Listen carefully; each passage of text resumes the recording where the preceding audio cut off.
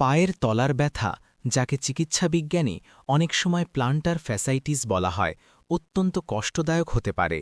এই ব্যথা থেকে মুক্তি পেতে আপনি এই ঘরোয়া পদ্ধতিগুলো অনুসরণ করতে পারেন। ১. বিশ্রাম নিন। ব্যথা হলে পায়ে অতিরিক্ত চাপ দেবেন না। দীর্ঘক্ষণ দাঁড়িয়ে থাকা বা হাঁটাচলা করা থেকে বিরত থাকুন। পাকে পর্যাপ্ত বিশ্রাম দিলে হিল বা তলার টিস্যুগুলো সেরে ওঠার সুযোগ পায়। ২. বরফ থেরাপি বা আইস থেরাপি।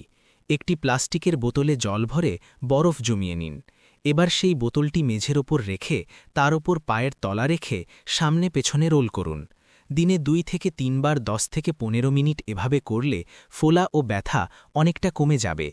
৩. সঠিক জুতো নির্বাচন করুন। একদম ফ্ল্যাট বা পাতলা সোলের জুতো পরবেন না।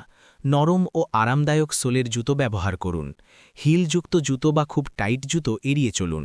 জুতোর ভেতরে আর্চ সাপোর্ট বা নরম ট্যাড ব্যবহার করতে পারেন। ৪. ফুট স্ট্রেচিং ব্যায়াম। তোয়ালে দিয়ে স্ট্রেচিং। মেঝেতে বসে পা সোজা করে দিন। একটি তোয়ালে পায়ের পাতার উপর দিয়ে পেঁচিয়ে ধরে নিজের দিকে টানুন। ১৫ থেকে ৩০ সেকেন্ড ধরে রাখুন। এটি কয়েকবার করুন। Tennis ball massage. পায়ের তলায় একটি টেনিস বল বা বেলন রেখে আলতো চাপে পায়ের তলা দিয়ে ঘোরান।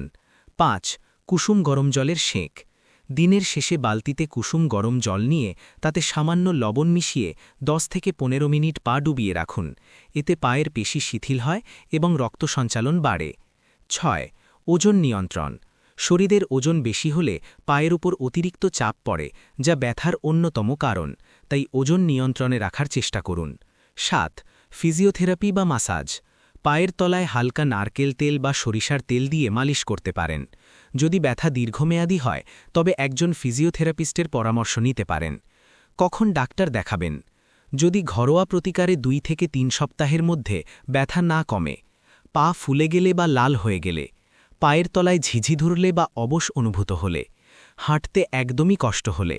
সতর্কতা: ব্যথার জন্য নিজে থেকে কোনো ব্যথানাশক ওষুধ খাবেন না। প্রয়োজনে অবশ্যই বিশেষজ্ঞ চিকিৎসকের পরামর্শ নিন।